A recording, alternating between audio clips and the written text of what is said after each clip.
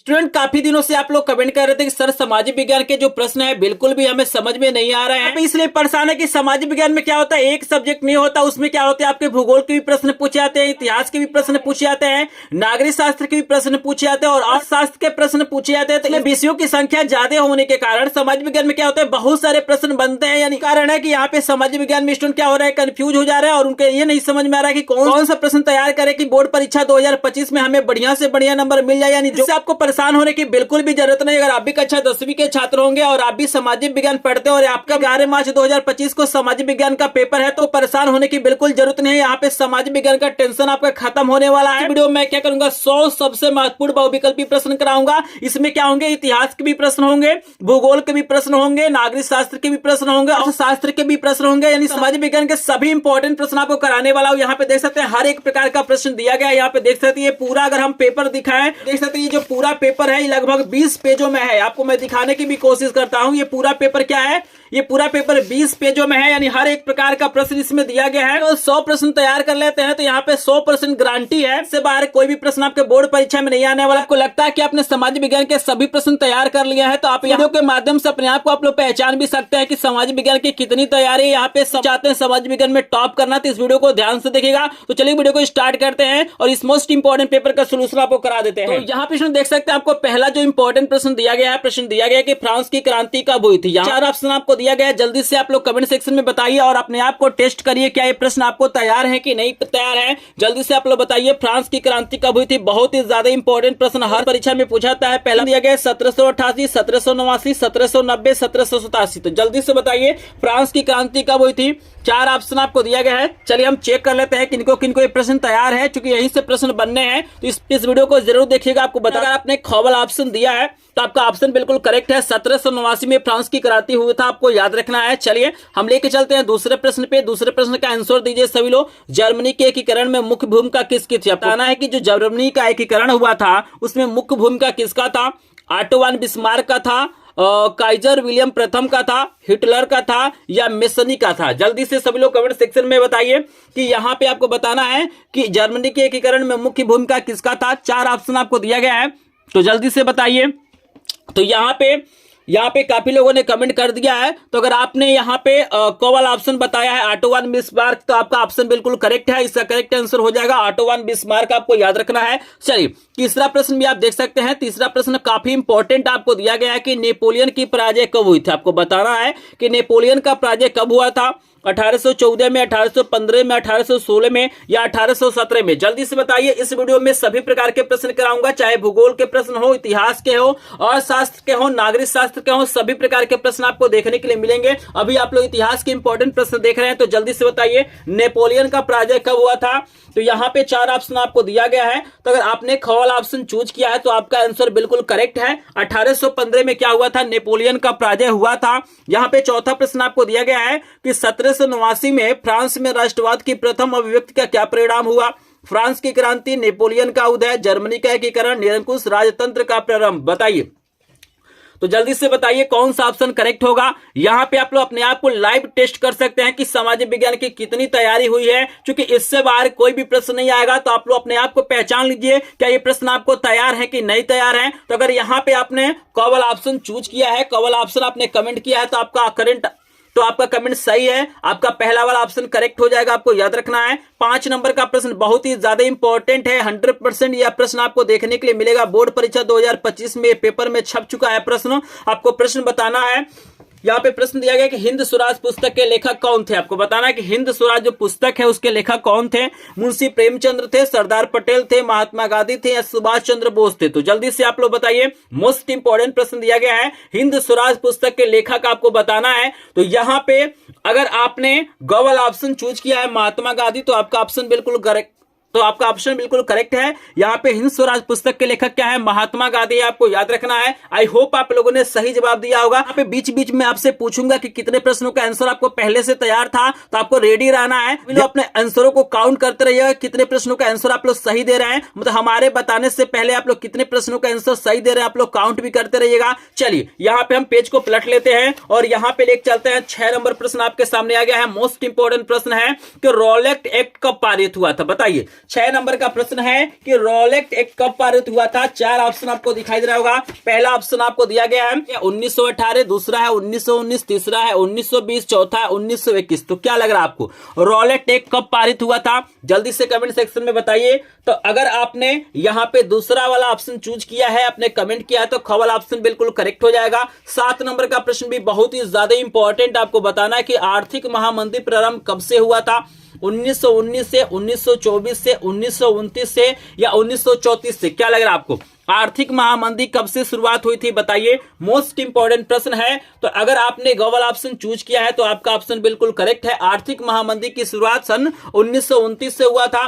चलिए 8 नंबर का प्रश्न है कि महामंदी का सबसे बड़ा असर पड़ा। आपको बताना है कि जो आर्थिक महामंदी था उसका सबसे बड़ा असर कहां पे देखने के लिए मिला। तकनीकी पर, कृषि क्षेत्र पर, परिवहन पर, या इनमें से कोई नहीं? क्या लग रहा है आपको, जल्दी से बताइए। महामंदी का सबसे बड़ा असर कहां पे देखने के लिए मिला? तो अगर आपने ख वाला ऑप्शन चूज किया है तो आपका करेक्ट आंसर हो जाएगा ख वाला, कृषि क्षेत्र पर मिला। आपको याद रखना है। चलिए 9 नंबर का प्रश्न आपको दिया गया है कि अफ्रीका में रेंडर पेस्ट क्या था। आपको बताना है कि अफ्रीका में जो रेंडर पेस्ट बहुत ही ज्यादा फेमस था वो क्या था। एक जानवर था, एक घटना था, एक खेल था, या एक बीमारी था? क्या लग रहा है आपको, कमेंट सेक्शन में बताइए। मोस्ट इंपॉर्टेंट प्रश्न है।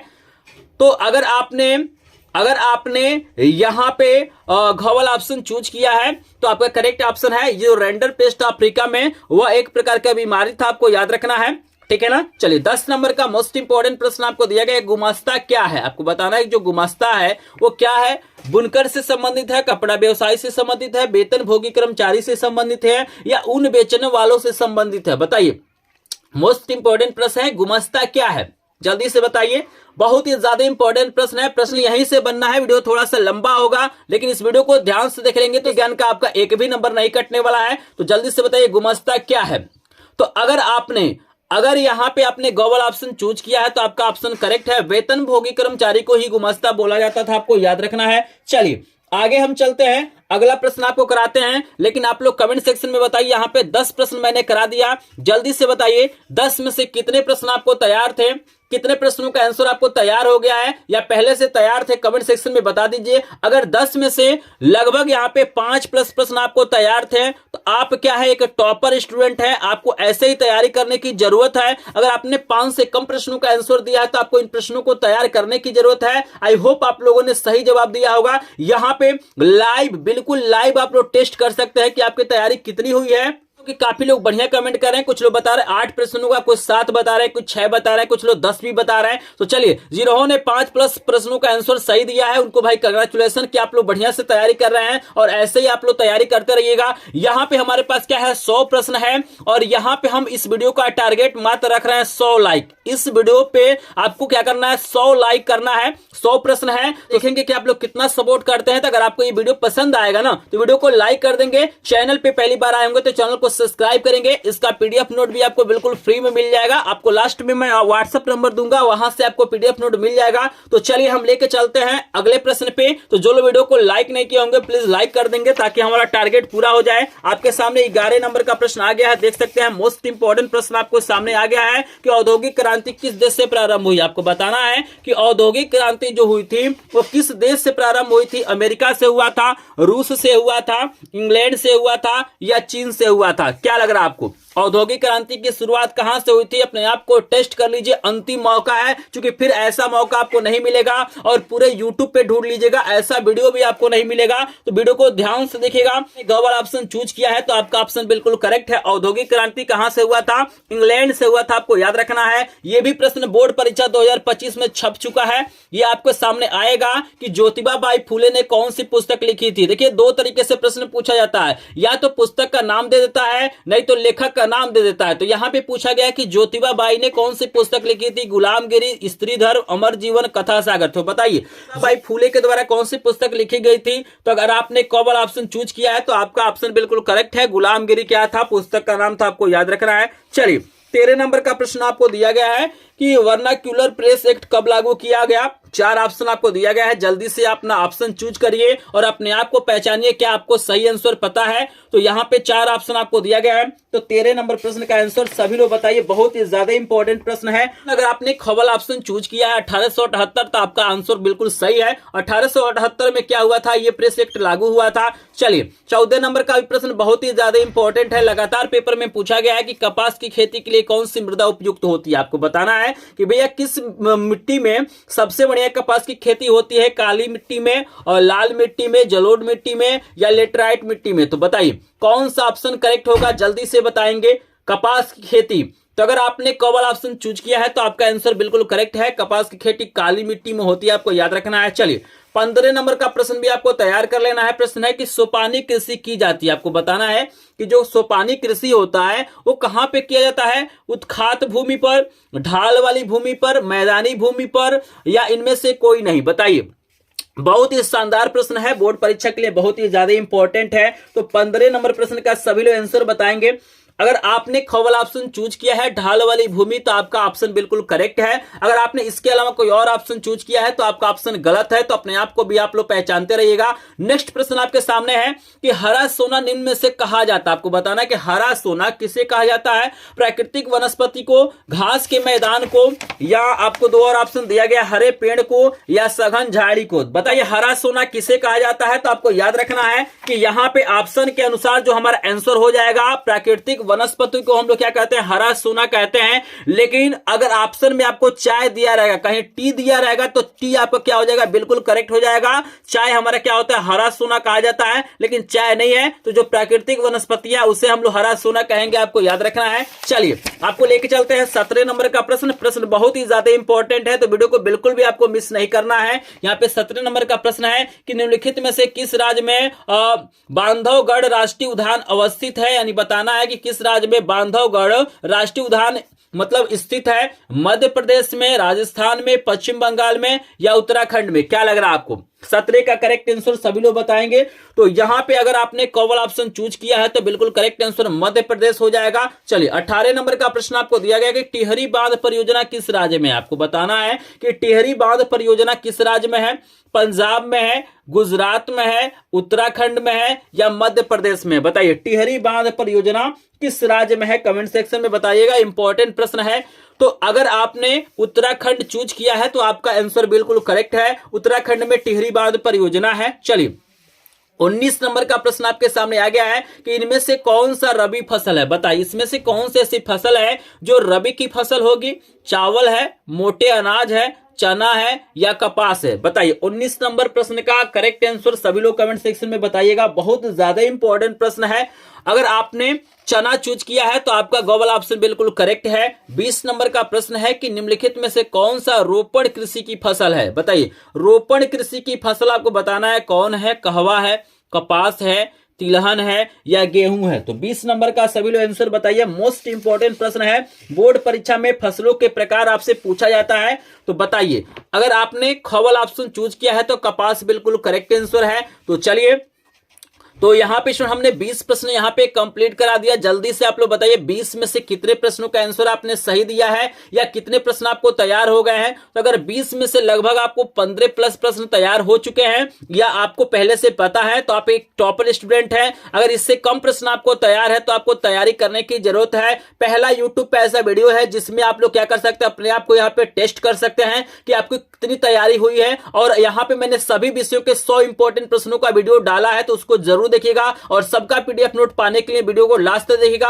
अभी मैं अपना व्हाट्सएप नंबर दूंगा, जैसे ही वहां पे मैसेज करेंगे आपको पीडीएफ नोट मिल जाएगा। काफी लोगों ने कमेंट कर दिया है, कुछ लोग 15 बता रहे हैं, लोग कुछ लोग 20 बता रहे हैं, कुछ लोग 18 प्रश्न बता रहे हैं। तो चलिए बहुत बढ़िया, जिन्होंने 15 प्लस प्रश्नों का आंसर दिया है भाई उनको कंग्रेचुलेशन है, बधाई है कि आप लोग बढ़िया तैयारी कर रहे हैं। लेकिन जो लोग वीडियो को लाइक नहीं किए होंगे प्लीज वीडियो को लाइक कर देंगे, क्योंकि यहाँ पे इस वीडियो का टारगेट है 100 लाइक, लेकिन अभी तक 20 प्रश्न मैंने कराया है, 20 लाइक इस वीडियो पर नहीं हुआ है। लेकिन प्रश्न समझ में आ रहा है, वीडियो पसंद आ रहा है, प्लीज लाइक कर देंगे, क्योंकि आप सब्सक्राइब भी क्या होता है, हमारा मोटिवेशन होता है। आप लोग मोटिवेट करेंगे तो हम इस तरह का वीडियो डालते रहेंगे। चलिए 21 नंबर का प्रश्न कराते हैं कि श्वेत क्रांति संबंधित है। आप बताइए श्वेत क्रांति का संबंध किससे हो सकता है? थोड़ा सा दिमाग दौड़ाएंगे, थोड़ा सा आपके पास कॉमन सेंस होगा तो इसका आंसर आप लोग बता देंगे। चूंकि बहुत ही आसान है। श्वेत, इसमें से देख लीजिए कौन सफेद होता है। जो सफेद होता है वही श्वेत क्रांति से संबंधित है। तो दुग्ध उत्पादन से, गेहूं उत्पादन से, मछली उत्पादन से, या इनमें से कोई नहीं। तो सभी लोग जानते हैं भाई दूध क्या होता है? सफेद होता है। तो यहां पे क वाला ऑप्शन बिल्कुल करेक्ट हो जाएगा।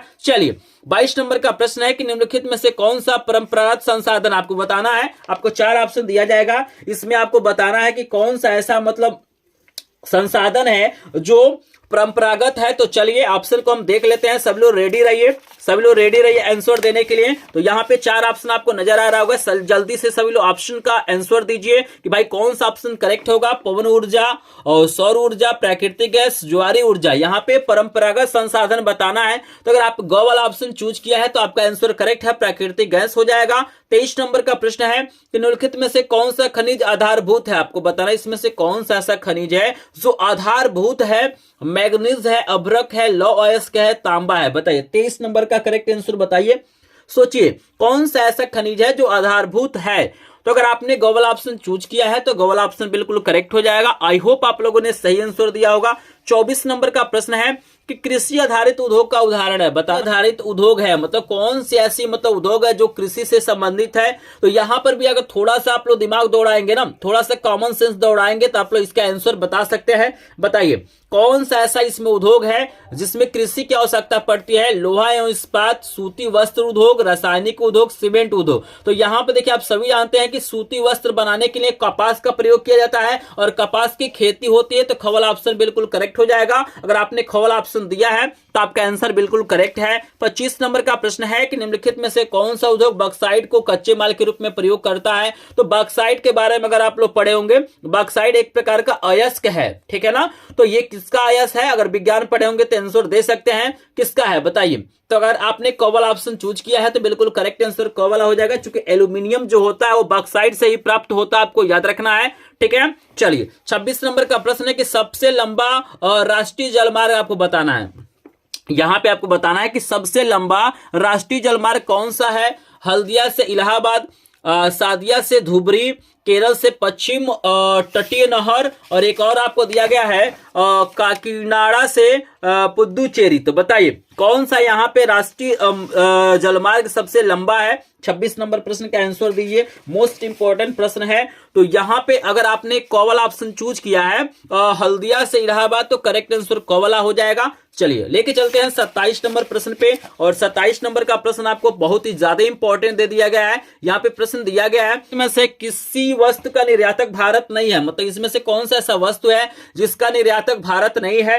कॉफी का, उर्वरक का, तंबाकू का, या चाय का? तो अगर आपने ख वाला ऑप्शन चूज किया है तो आपका आंसर बिल्कुल करेक्ट हो जाएगा। उर्वरक का निर्यातक भारत नहीं, आपको याद रखना है। 28 नंबर का प्रश्न बोर्ड परीक्षा 2025 में छप चुका है, इंपॉर्टेंट प्रश्न है। यानी जितने प्रश्न है वो बहुत ही ज्यादा इंपॉर्टेंट है, लेकिन जिनको मैं टिक कर रहा हूं मोस्ट इंपॉर्टेंट है, उनको बिल्कुल भी आपको मिस नहीं करना है। आपको बताना है कि श्रीलंका में निम्नलिखित में से कौन सा बहुसंख्यक वर्ग है? पहला ऑप्शन है तमिल, दूसरा है ईसाई, तीसरा है सिंगली, चौथा है मुस्लिम। तो बताइए कौन सा ऑप्शन करेक्ट होगा? ये प्रश्न छप चुका है, तो यहां पे याद रखना है अगर आपने गो वाला ऑप्शन चूज किया है तो आपका ऑप्शन बिल्कुल करेक्ट है। 29 नंबर का प्रश्न है कि विभिन्न स्तरों पर सत्ता का बंटवारा कहलाता है। आपको बताना है कि विभिन्न स्तरों पर सत्ता का बंटवारा क्या कहलाता है?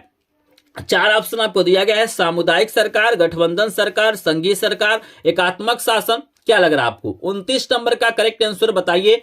तो अगर आपने 29 नंबर का करेक्ट आंसर दिया है तो आप लोग बहुत अच्छे स्टूडेंट हैं, क्योंकि इसका आंसर बहुत कम ही लोग दे पाएंगे। तो 29 का करेक्ट आंसर हो जाएगा ग वाला। तो अगर आपने 29 का संघीय सरकार ऑप्शन चूज किया है तो आप बहुत अच्छे टॉपर स्टूडेंट हैं। चलिए 30 नंबर का प्रश्न बहुत ही ज्यादा इंपॉर्टेंट है, बहुत ज्यादा इजी क्वेश्चन है, इसमें 100% सही आंसर आना चाहिए। तो जल्दी से बताएंगे, इसमें सभी लोग सही आंसर दीजिए कि भारत में सर्वाधिक बोले जाने वाली भाषा कौन सी है?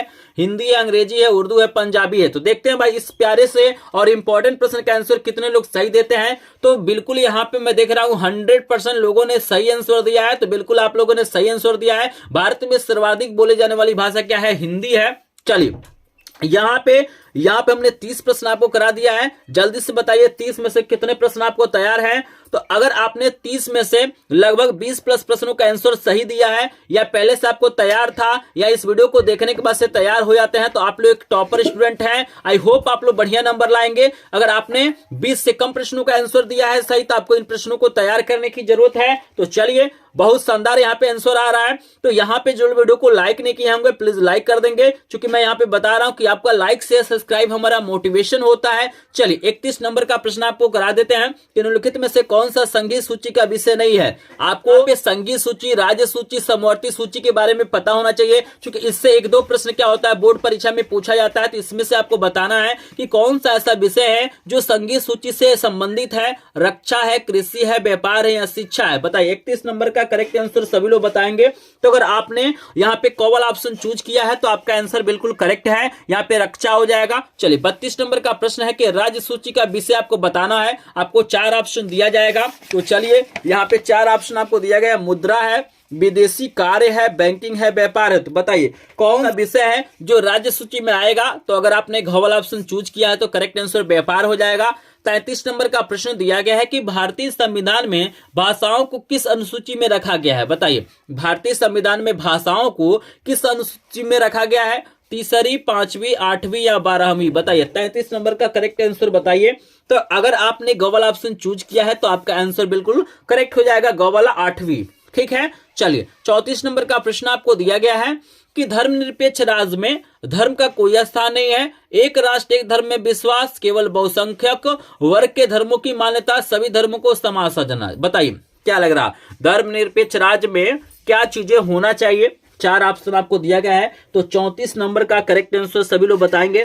थोड़ा सा कॉमन सेंस दौड़ाएंगे तो आप लोग जानते हैं धर्मनिरपेक्ष का मतलब क्या होता है, जहां पे सभी धर्मों का सम्मान किया जाए। तो यहाँ पे करेक्ट आंसर घ वाला हो जाएगा। आई होप आप लोग इंडिया के हैं तो इस चीज को समझ रहे हैं। चलिए यहाँ पे 35 नंबर का प्रश्न दिया गया है, उत्तर प्रदेश में प्रमुख विपक्षी दल कौन सा। आपको बताना है वर्तमान समय में कौन सा दल प्रमुख विपक्षी दल है। बहुजन समाज पार्टी है, बीजेपी है, समाजवादी पार्टी है या कांग्रेस है। बताइए जल्दी से बताइए। यानी जो भी हमारा चुनाव हुआ था उत्तर प्रदेश में, तो भाई उसमें क्या होते हैं, बहुत सारे पार्टियां क्या होती है पार्टिसिपेट करती हैं, लेकिन एक पार्टी क्या होता है विनर होता है, और उसके बाद से ये पहले नंबर पे विनर होते हैं, और एक होता है जो दूसरे नंबर पे, मतलब एक हारता है ना। वैसे तो हारते बहुत सारे लोग हैं, लेकिन पहले नंबर और दूसरे नंबर पे टक्कर होता है। तो यहाँ पे जो पहले वाले होते हैं वो विनर होते हैं, और जो 2 नंबर के रहते हैं ना दूसरे नंबर पे, वही विपक्षी पार्टी होती है। तो बताइए कौन विपक्षी दल है। तो बिल्कुल यहाँ पे समाजवादी पार्टी, गो वाला ऑप्शन बिल्कुल क्या हो जाएगा, करेक्ट हो जाएगा। आपको याद रखना है। चलिए यहाँ पे आगे लेके चलते हैं। 36 नंबर का प्रश्न आपको कराते हैं। प्रश्न है कि निम्नलिखित में से किस व्यवस्था के लिए राजनीतिक दल आवश्यक शर्त है, राजतंत्र के लिए, लोकतंत्र के लिए, तानाशाही के लिए, सत्तावाद के लिए। बताइए 36 नंबर का प्रश्न का आंसर अगर आप लोग नहीं पढ़े होंगे तभी बता सकते हैं, थोड़ा सा दिमाग दौड़ाइए। तो लोकतंत्र के लिए होते हैं, आपको याद रखना है, खवाला ऑप्शन करेक्ट है। और 37 नंबर का प्रश्न है कि जनता का जनता के लिए शासन किस शासन व्यवस्था को प्रदर्शित करता है।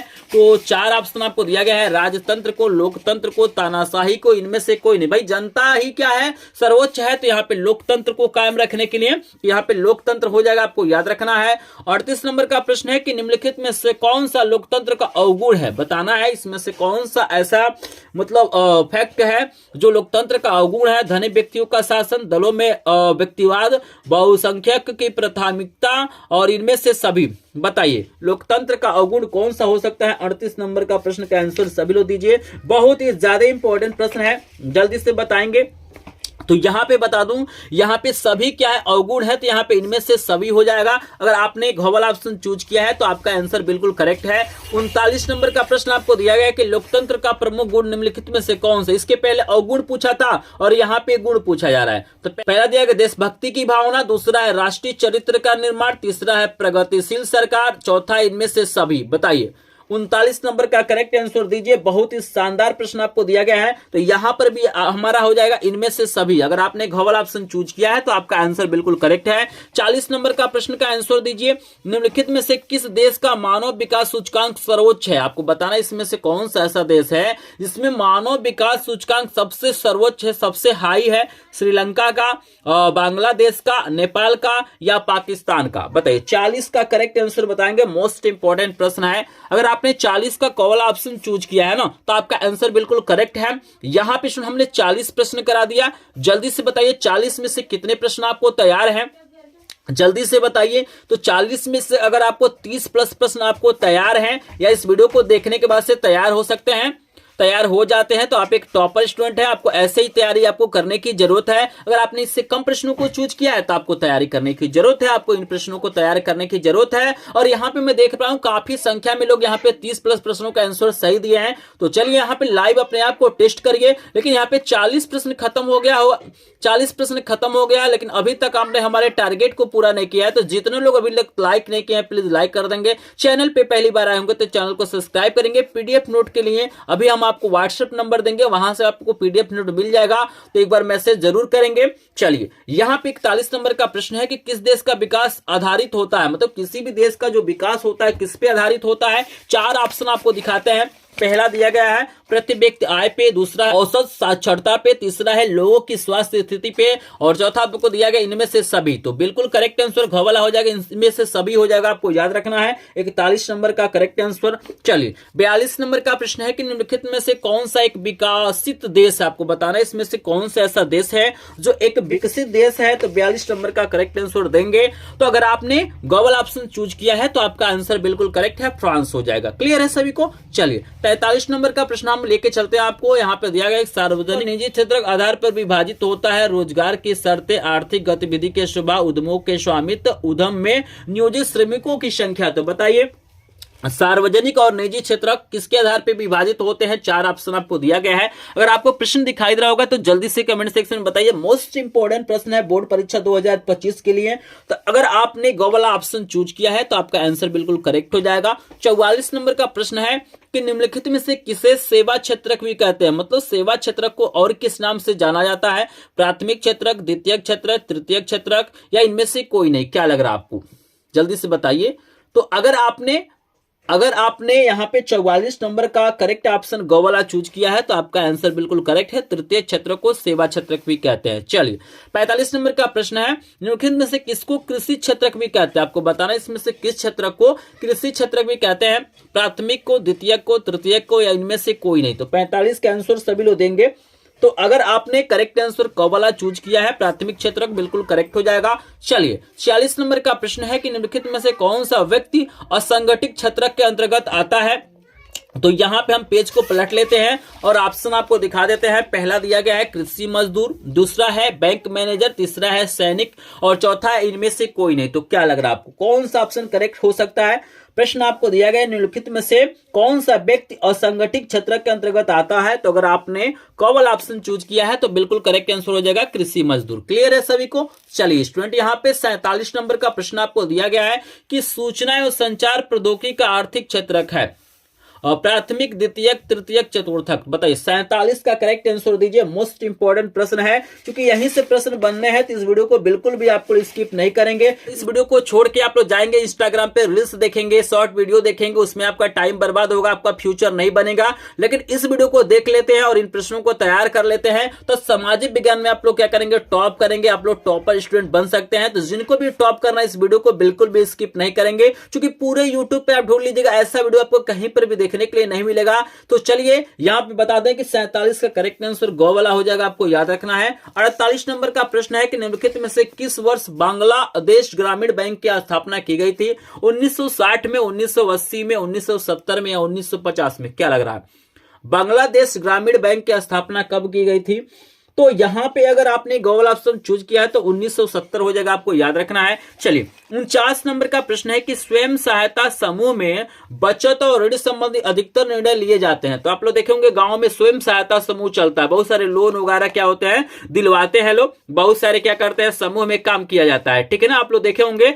तो इसमें जो अधिकतर निर्णय लिए जाते हैं किसके द्वारा लिए जाते हैं, बैंक द्वारा, सदस्यों द्वारा, गैर सरकारी संस्था द्वारा, इनमें से कोई नहीं। भाई स्वयं सहायता समूह मतलब लोगों की यहाँ पे क्या होती है, समूह होती है, यहाँ पे सदस्यों द्वारा ही अधिकतर निर्णय लिए जाते हैं। तो करेक्ट आंसर ख वाला हो जाएगा, आपको याद रखना है। चलिए यहाँ पे 50 नंबर का प्रश्न आपको दिया गया है कि विश्व व्यापार संगठन की स्थापना कब की गई थी। 1991 में, 1994 में, 1992 या 1995 में। बताइए विश्व व्यापार संगठन की स्थापना कब की गई थी। मोस्ट इंपोर्टेंट प्रश्न है बोर्ड परीक्षा के लिए। तो बताइए सभी लोग 50 का करेक्ट आंसर क्या हो जाएगा। तो यहां पे अगर आपने 1995 चूज किया है, आपने सही आंसर दिया है, तो आपका आंसर बिल्कुल करेक्ट है। आई होप आपको समझ में आ रहा होगा। यहां पे 50 प्रश्न हमने आपको करा दिया। जल्दी से बताइए 50 में से कितने प्रश्न आपको पहले से तैयार हैं या इस वीडियो को देखने के बाद से तैयार हो जाते हैं। कितने प्रश्नों का आपने सही आंसर दिया है, तो जल्दी से बताइए। 50 में से लगभग यहां पे आपने 40 प्रश्नों का आंसर सही दिया है, तो आप एक टॉपर स्टूडेंट है। आपको ऐसे ही तैयारी करने की जरूरत है।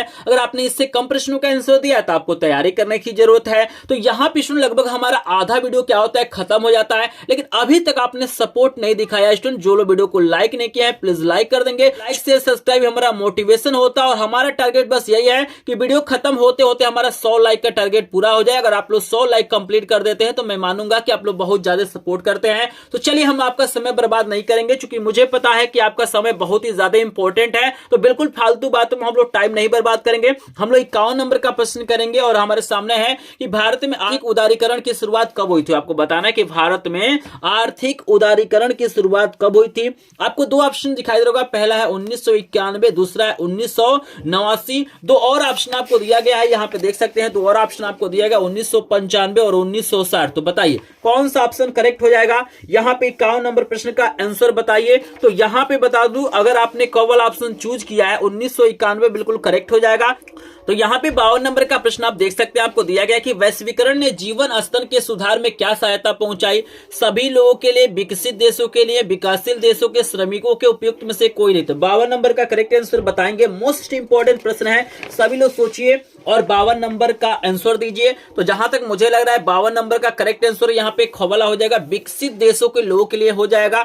53 नंबर का प्रश्न आपको दिया गया है, देख सकते हैं। मोस्ट इंपॉर्टेंट प्रश्न दिया गया है कि विश्व के देशों में बहुराष्ट्रीय कंपनियों द्वारा निवेश का सबसे अधिक सामान्य मार्ग है। 4 ऑप्शन आपको दिया गया है, नए कारखानों की स्थापना, स्थानीय कंपनियों को खरीद लेना, स्थानीय कंपनियों से साझेदारी करना, उपयुक्त में से कोई नहीं। आपने यहाँ पे 53 नंबर का करेक्ट आंसर यहाँ पे गौवाला चूज किया है, तो आपका आंसर बिल्कुल करेक्ट है। स्थानीय कंपनियों से साझेदारी करना ही क्या था, इसका सामान्य मार्ग था, आपको याद रखना है। 54 नंबर का प्रश्न भी आपके सामने आ गया स्टूडेंट। आपको 54 नंबर का प्रश्न दिया गया है कि अंतरराष्ट्रीय व्यापार को उदार बनाने का उद्देश्य है। यहाँ पे 4 ऑप्शन आपको दिया गया, IMF का है, WTO का है, NATO का है, वर्ल्ड बैंक का है। तो बताइए अंतरराष्ट्रीय व्यापार को उदार बनाने का जो उद्देश्य किसका है। 4 ऑप्शन आपको दिया गया है। तो अगर आपने खवल ऑप्शन चूज किया है तो यहाँ पे करेक्ट आंसर WTO हो जाएगा, आपको याद रखना है। 55 नंबर का भी प्रश्न आपको दिखाई दे रहा होगा, काफी इंपॉर्टेंट प्रश्न आपको दिया गया है। प्रश्न है निम्नलिखित में से उत्पादन का साधन है। आपको बताना है कि उत्पादन का साधन क्या है। उत्पादन का साधन क्या है, पूंजी है, लाभ है, सेवाएं है या कर है। मोस्ट इंपॉर्टेंट प्रश्न है, तो जल्दी से सभी लोग आंसर दे देंगे भाई, ये मोस्ट इंपॉर्टेंट प्रश्न है। तो यहाँ पे अगर आपने यहाँ पे कवल ऑप्शन चूज किया है तो पूंजी हो जाएगा, आपको याद रखना है। चलिए 56 नंबर का भी प्रश्न स्टूडेंट यहाँ पे दिखा देते हैं। अगला प्रश्न जो आपका है 56 नंबर का मोस्ट इंपॉर्टेंट दिया गया है कि सूचना का अधिकार अधिनियम कब लागू किया गया। आपको बताना है कि सूचना का अधिकार अधिनियम कब लागू किया गया। अक्टूबर 2005 में, मार्च 2005 में, जनवरी 2006 में या अप्रैल 2007 में। तो बताइए सूचना का अधिकार अधिनियम कब लागू किया गया। 56 नंबर का करेक्ट आंसर बताएंगे, मोस्ट इंपॉर्टेंट प्रश्न है। तो अगर आपने कवल ऑप्शन चूज किया है तो आपका आंसर बिल्कुल करेक्ट है। यहां पे अक्टूबर 2005 में किया गया था, आपको याद रखना है। 57 नंबर का प्रश्न है कि उपभोक्ता सुरक्षा अधिनियम, मोस्ट इंपॉर्टेंट है, ये भी पेपर में छप चुका है। इसका आंसर आपको देना है कि उपभोक्ता सुरक्षा अधिनियम कब बनाया गया था। 4 ऑप्शन आपको दिया गया है, 1982, 1984, 1985 और 1986। तो क्या लग रहा है आपको, 57 नंबर का करेक्ट आंसर देंगे। तो यहां पे अगर आपने कवल ऑप्शन चूज किया है 1986 तो आपका करेक्ट आंसर हो जाएगा। 58 नंबर का प्रश्न है कि राष्ट्रीय उपभोक्ता अधिकार दिवस कब मनाया जाता है। 5 अप्रैल को, 22 फरवरी को, 24 नवंबर को, 24 दिसंबर को राष्ट्रीय उपभोक्ता दिवस कब मनाया जाता है। बताइए 58 नंबर का करेक्ट आंसर बताएंगे। तो यहाँ पे काफी लोगों ने सही आंसर तो यहाँ पे काफी लोग सही आंसर दे रहे हैं। अगर आपने 24 दिसंबर करेक्ट आंसर चूज किया है तो आपका बिल्कुल करेक्ट आंसर है। 59 नंबर का प्रश्न है कि विश्व का सबसे बड़ा लोकतांत्रिक देश कौन सा है। मोस्ट इंपॉर्टेंट है, थोड़ा सा दिमाग दौड़ाइए, आप लोग बता सकते हैं कि विश्व का सबसे बड़ा लोकतांत्रिक देश कौन सा है। पहला भारत है, दूसरा पाकिस्तान है, तीसरा अमेरिका है, चौथा अफगानिस्तान है। तो बताइए ये विश्व का सबसे बड़ा लोकतांत्रिक देश, तो यहाँ पे लगभग 90% लोगों ने सही आंसर दिया है। जो अपना भारत है वो सबसे बड़ा लोकतांत्रिक देश है पूरे विश्व में है, तो यहाँ पे भारत हो जाएगा। 60 नंबर का प्रश्न आपको दिया गया है कि असहयोग आंदोलन का मुख्य कारण क्या था, आपको बताना है असहयोग आंदोलन का मुख्य कारण क्या था। और रॉलेट एक्ट था, प्रथम विश्व युद्ध था, खिलाफत आंदोलन था, चौरी चौरा कांड था। क्या लग रहा है आपको असहयोग आंदोलन का मुख्य कारण क्या हो सकता है? जल्दी से बताएंगे सभी लोग। 4 ऑप्शन आपको दिया गया है, तो अगर आपने 60 नंबर का करेक्ट आंसर यहाँ पे ग वाला चूज किया है तो आपका आंसर बिल्कुल करेक्ट हो जाएगा। यहाँ पे स्टूडेंट हमने 60 प्रश्न आपको करा दिया है। यहाँ पे अगर आपने 60 में से लगभग 45 प्रश्नों का आंसर सही दिया है तो आप एक टॉपर स्टूडेंट है, आपका सामाजिक विज्ञान में बढ़िया नंबर आएगा। लेकिन अगर आपने इससे कम प्रश्नों का आंसर दिया है तो आपको तैयारी करने की जरूरत है। यहाँ पे स्टूडेंट बता दूं कि 60 के बाद से जितने भी प्रश्न आएंगे यहाँ पे मिक्स प्रश्न आपको देखने के लिए मिलेंगे। इसमें आपको इतिहास के भी प्रश्न मिलेंगे, भूगोल के भी मिलेंगे, नागरिक शास्त्र के भी मिलेंगे, अर्थशास्त्र के भी मिलेंगे, अर्थशास्त्र के भी मिलेंगे। अगर अभी तक वीडियो को ध्यान से नहीं देखा है तो यहां से 60 के बाद से जितने भी प्रश्न हैं इनको बिल्कुल ध्यान से देखिएगा, क्योंकि आगे के जो भी प्रश्न वो बहुत ही ज्यादा इंपॉर्टेंट है। तो इस वीडियो को बिल्कुल भी आपको मिस नहीं करना, क्योंकि इसके बाद मिक्स प्रश्न आपको मिलेंगे। तो जल्दी से जो लोग वीडियो को लाइक नहीं किया है प्लीज वीडियो को लाइक कर देंगे। चैनल पे पहली बार आए होंगे तो चैनल को सब्सक्राइब करेंगे। सभी विषयों के इंपॉर्टेंट प्रश्नों का पीडीएफ नोट पाने के लिए अभी हमारे ग्रुप को ज्वाइन करेंगे, जिसका लिंक डिस्क्रिप्शन में दिया गया है। या आपको डायरेक्ट पीडीएफ नोट चाहिए तो लास्ट में अपना व्हाट्सएप नंबर दूंगा, वहां पे आपको मैसेज करना है, आपको पीडीएफ नोट मिल जाएगा। चलिए लेके चलते हैं यहाँ पे 61 नंबर प्रश्न पे। और प्रश्न आपको दिया गया है कि करो या मरो का नारा किसने दिया था। आपको बताना है कि करो या मरो का नारा किसने दिया था। सुभाष चंद्र बोस ने, चंद्रशेखर आजाद ने, या भगत सिंह ने, या महात्मा गांधी ने। तो जल्दी से बताएंगे करो या मरो का नारा किसने दिया था। मोस्ट इंपोर्टेंट प्रश्न है, 61 नंबर का प्रश्न है। तो अगर आपने गलत ऑप्शन चूज किया है तो आपका आंसर बिल्कुल करेक्ट है, महात्मा गांधी ने दिया था, आपको याद रखना है। क्लियर है सभी को? चलिए यहाँ पे 62 नंबर का प्रश्न है कि चिपको आंदोलन किससे संबंधित है। आपको बताना है भैया जो चिपको आंदोलन चला गया था वो किससे संबंधित है। मृदा संरक्षण से, वन संरक्षण से, जल संरक्षण से, या वायु संरक्षण से। तो अगर आपने खबर ऑप्शन चूज किया है तो आपका आंसर बिल्कुल करेक्ट हो जाएगा, वन संरक्षण। ठीक है, चलिए यहाँ पे 63 नंबर का प्रश्न है कि निम्नलिखित में से कौन सा एक रेशेदार फसल है। बताइए इसमें से कौन सा ऐसा फसल है जो रेशेदार है। जूट है, कॉफी है, रबड़ है, जौ है। तो बताइए कौन सा ऐसा फसल है जो रेशेदार है। तो यहाँ अगर आपने कॉबल ऑप्शन चूज किया है तो करेक्ट आंसर जूट हो जाएगा। नंबर का प्रश्न है कि निम्नलिखित में से कौन सी एक रबी फसल है। धान है, बाजरा है, मक्का है, गेहूं है। तो बताइए 64 का करेक्ट आंसर क्या हो जाएगा। रबी फसल यहाँ पे गेहूं है तो करेक्ट आंसर घ वाला हो जाएगा।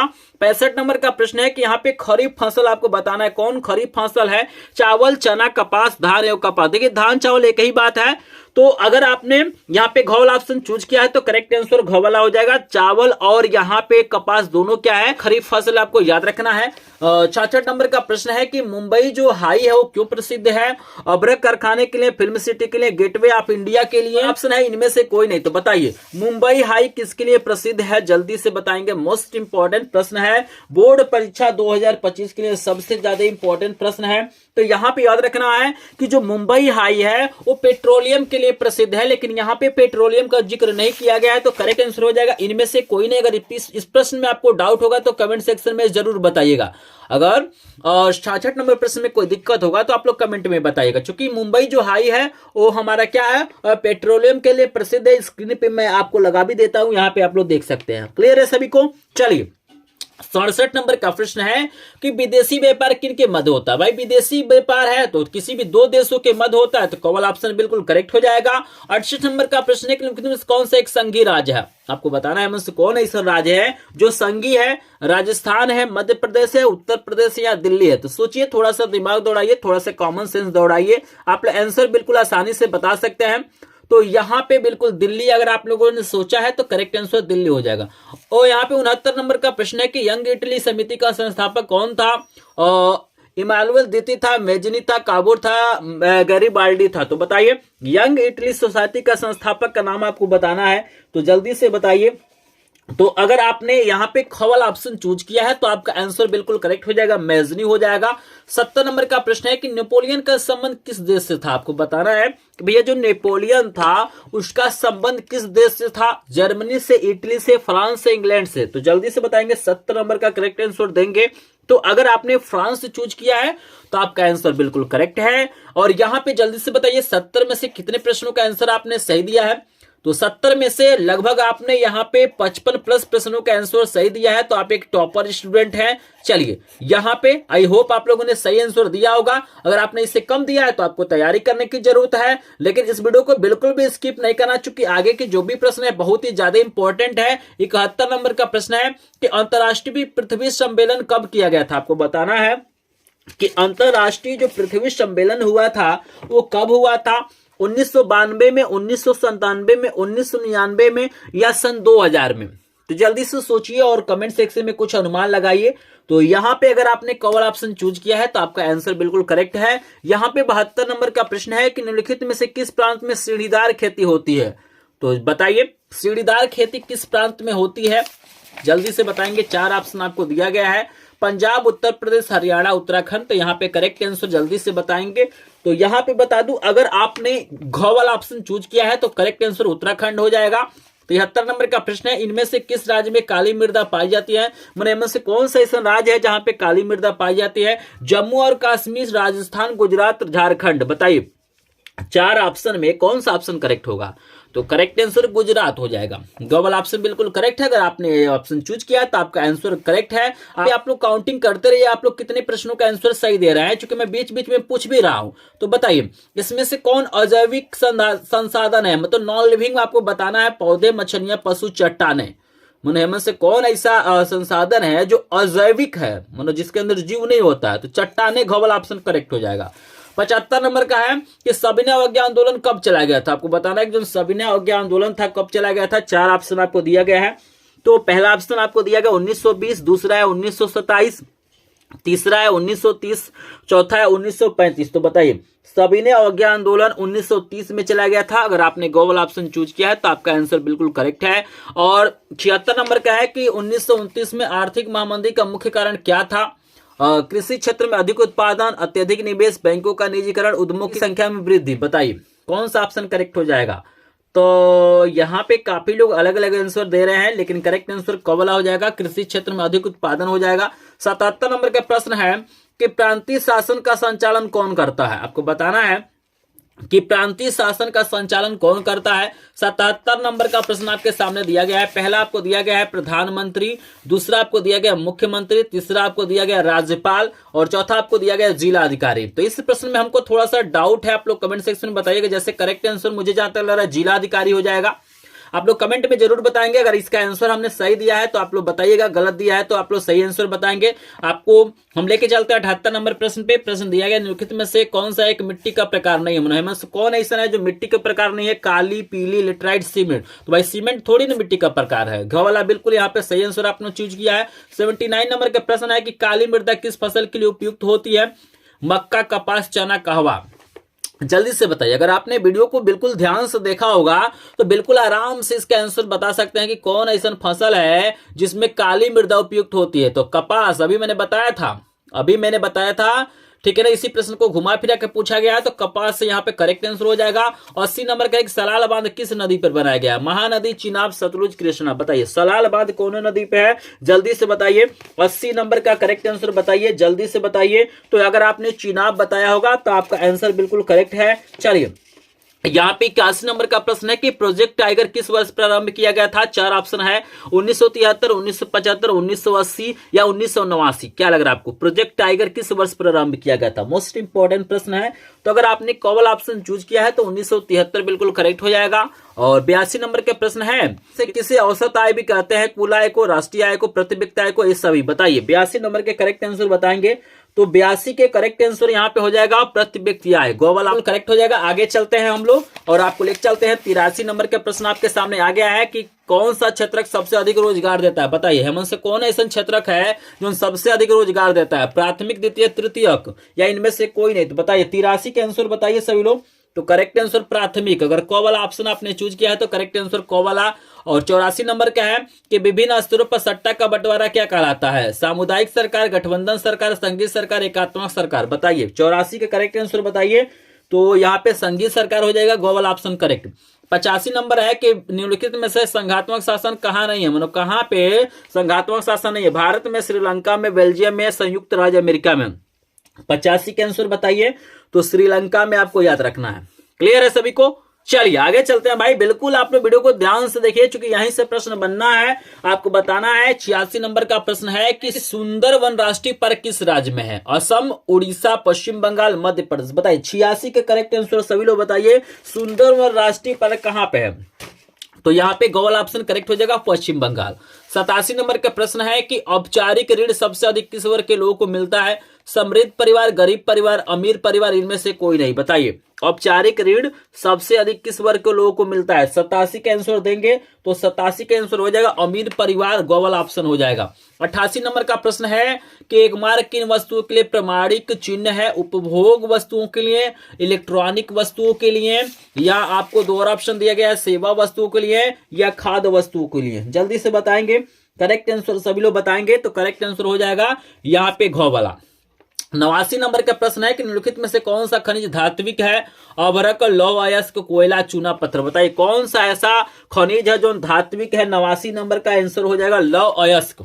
क्लियर है सभी को? चलिए 90 नंबर का प्रश्न है कि 1944 में ब्रिटेन वुड्स सम्मेलन कहां आयोजित किया गया था? ब्रिटेन में, अमेरिका में, फ्रांस में, भारत में। 1944 में। बताइए 90 नंबर का करेक्ट आंसर अमेरिका। अगर आपने खबल ऑप्शन चूज किया है तो आपका आंसर जल्दी से बिल्कुल करेक्ट है। चलिए 90 में से कितना प्रश्न आपको तैयार है? कितने प्रश्नों का आंसर आपने सही दिया है? 90 में से। तो 90 में से लगभग यहाँ पे अगर आपने 70 प्लस प्रश्नों का आंसर दिया है तो आपका आंसर बिल्कुल करेक्ट था। तो आप एक टॉपर स्टूडेंट है और आप लोग क्या करेंगे? सामाजिक विज्ञान में टॉप करेंगे। लेकिन 90 में से अगर आपने 70 में से कम प्रश्नों का आंसर दिया तो आपको तैयारी करने की जरूरत है। वीडियो पे 90 लाइक नहीं हुआ है तो जो लोग अभी तक कंजूसी किया है प्लीज लाइक कर देंगे। चलिए आगे चलते हैं। 91 नंबर का प्रश्न है कि निम्नलिखित में कौन सा 1995 की वीना संधि से संबंधित है? 4 ऑप्शन आपको दिया गया है। बताइए 91 का करेक्ट आंसर क्या होगा? तो करेक्ट आंसर अगर आपने ख वाला चूज किया है तो बिल्कुल करेक्ट आंसर ख वाला हो जाएगा। 92 नंबर का प्रश्न है कि भारत के किस राज्य में शिशु मृत्यु दर न्यूनतम है, मतलब सबसे कम शिशु मरते हैं? बताइए केरल, बिहार, पंजाब, हरियाणा। 92 का आंसर बताइए। मोस्ट इंपोर्टेंट प्रश्न आपको करा रहा हूं, ऐसा वीडियो कहीं पर भी देखने के लिए नहीं मिलेगा। तो अगर आपने ए वाला ऑप्शन चूज किया है तो करेक्ट आंसर केरल हो जाएगा। बताएं 93 नंबर का प्रश्न है रोलेक्ट एक्ट कब पारित हुआ था? रोलेक्ट एक्ट कब पारित हुआ? 1919, 1921, 1920, 1918। क्या लग रहा है? रोलेक्ट एक्ट कब पारित हुआ था? तो 1919 करेक्ट आंसर। ए वाला अगर आपने चूज किया है तो करेक्ट आंसर। 94 है कि वंदे मातरम गीत के लेखक का नाम बताइए। वंदे मातरम जो गीत है उसके लेखक कौन है? जल्दी से बताइए। बंकिम चंद्र चटर्जी, रविंद्रनाथ टैगोर, मुंशी प्रेमचंद, भगत सिंह। तो 4 ऑप्शन आपको नजर आ रहा होगा। बंकिम चंद्र चटर्जी, रविंद्रनाथ टैगोर, मुंशी प्रेमचंद्र, भगत सिंह। बताइए जल्दी से बताएंगे तो करेक्ट आंसर ए वाला हो जाएगा। वंदे मातरम के जो लेखक हैं बंकिम चंद्र चटर्जी है। 95 नंबर का प्रश्न है कि निम्नलिखित में से कौन सा आंदोलन महात्मा गांधी ने नहीं चलाया था? बताइए 4 गो ऑप्शन है, कौन सा आंदोलन महात्मा गांधी नहीं चलाए हैं? असहयोग आंदोलन, सविनय अवज्ञा आंदोलन, चंपारण आंदोलन, खिलाफत आंदोलन। जल्दी से बताइए। बिल्कुल यहाँ पे खिलाफत आंदोलन महात्मा गांधी ने नहीं चलाया है तो डी वाला ऑप्शन करेक्ट है। चौरी चौरा कांड किस वर्ष घटित हुआ था? बताइए 1920, 1921, 1922, 1925। चौरी चौरा कांड जो हुआ था गोरखपुर में किस वर्ष हुआ था? तो 1922 अगर आपने करेक्ट आंसर सी वाला हो जाएगा। 97 नंबर का प्रश्न है कि महात्मा गांधी दक्षिण अफ्रीका से भारत कब आए थे? 14 में, 15 में, 18 में, 19 में। बताइए 4 ऑप्शन आपको दिया गया। 97 नंबर का आंसर बताएंगे तो 1915 में आए थे, करेक्ट आंसर बी वाला। 98 नंबर का प्रश्न है कि 13 अप्रैल 1919 किस घटना से संबंधित है? आपको बताना है कि 13 अप्रैल 1919 किस घटना से संबंधित है, आपको बताना है। चलिए यहाँ पे 4 ऑप्शन आपको दिखाई दे रहा होगा। पहला दिखाई दे रहा होगा सत्याग्रह आंदोलन की शुरुआत, साइमन कमीशन का भारत आगमन, असहयोग आंदोलन की शुरुआत, और एक और ऑप्शन आपको दिया गया है जलियांवाला बाग हत्याकांड। यहाँ पे देख सकते हैं आपको एक और ऑप्शन दिया गया है जलियांवाला बाग हत्याकांड। ठीक है ना? तो यहाँ पे 98 नंबर प्रश्न का उत्तर मुझे कमेंट सेक्शन में आपको बताना है। बहुत ही ज्यादा इंपॉर्टेंट है ये भी प्रश्न, आपको 2025 के बोर्ड एग्जाम में देखने के लिए मिल जाएगा। तो आप लोगों को करना है क्या है, बस एक होमवर्क आपको दे रहा हूं। यहाँ पे 98 नंबर प्रश्न का आंसर बताना है कि 13 अप्रैल 1919 जोन है 21 घटना से संबंधित है। सत्याग्रह आंदोलन की शुरुआत हुई थी, साइमन कमीशन का भारत में आगमन हुआ था, असहयोग आंदोलन की शुरुआत हुई थी, या आपको एक और दिया है डी यहाँ आपको डी वाला दिया गया, जलियांवाला बाग हत्याकांड हुआ था। तो इसका आंसर दीजिएगा। बाकी दो प्रश्नों का आंसर मैं बता देता हूं। 99 नंबर का प्रश्न है कि प्रथम विश्व युद्ध कब प्रारंभ हुआ था, 1914, 1939, 1919 या 1942। तो आपको बता दूं कि प्रथम विश्व युद्ध 1914 में स्टार्ट हुआ था, तो 99 का आंसर ए वाला हो जाएगा। और 100 नंबर का प्रश्न है कि भारतीय लोगों का मुख्य व्यवसाय कौन सा है, तो भारतीय लोगों का मुख्य व्यवसाय क्या है, कृषि है। तो यहां पे हमने 100 प्रश्न आपको करा दिया है। बस आपको 98 नंबर प्रश्न का आंसर मुझे कमेंट सेक्शन में करना है, और जो स्टूडेंट सबसे पहले कमेंट करेगा उसके कमेंट को हम पिन भी करेंगे। तो मैं देखूंगा कि किस स्टूडेंट को पता है कि 13 अप्रैल 1919 को कौन सी घटना हुई थी। तो आप लोग कमेंट करिएगा, और यहां पे जल्दी से बताइए 100 में से कितने प्रश्न आपको तैयार हैं, कितने प्रश्नों का आंसर आपने सही दिया है। 100 में से लगभग 80 प्लस प्रश्नों का आपने आंसर सही दिया है। तो आप एक टॉपर स्टूडेंट है, आप लोग क्या करेंगे, सामाजिक विज्ञान में टॉप करेंगे, बढ़िया नंबर पाएंगे। अगर आपको नहीं तैयार है, इन प्रश्नों को तैयार करने की जरूरत है। अगर आपने वीडियो को लास्ट तक देखा है तो कमेंट में जरूर बताइए कि 100 में से कितने प्रश्न आपको तैयार है। आई होप आपको वीडियो पसंद आया होगा। वीडियो पसंद आया होगा तो प्लीज वीडियो को लाइक कर देंगे। चैनल पे पहली बार आए होंगे तो चैनल को सब्सक्राइब करेंगे। तो भी इसका पीडीएफ नोट चाहिए आपको, यहां पे एक नंबर दे रहा हूं 76 19 93 55 13। ये मेरा व्हाट्सएप नंबर है, मेरा पर्सनल व्हाट्सएप नंबर है। आप लोग इस पे मैसेज करेगा कि सर 100 प्रश्नों का मुझे पीडीएफ चाहिए, सब्जेक्ट का नाम लिखेगा, आपको पीडीएफ मिल जाएगा। क्योंकि मेरे पास सभी विषयों का यहाँ पे क्या है, इंपॉर्टेंट प्रश्नों का वीडियो है। 100 मैंने प्रश्न इंपॉर्टेंट कराया है। अगर आपने तो यहाँ पे स्क्रीन पे आपको 2 और वीडियो नजर आ रहा होगा, इसको क्लिक करके देखिए। तो चलिए मिलते हैं नेक्स्ट वीडियो में, तब तक के लिए आप सभी का धन्यवाद।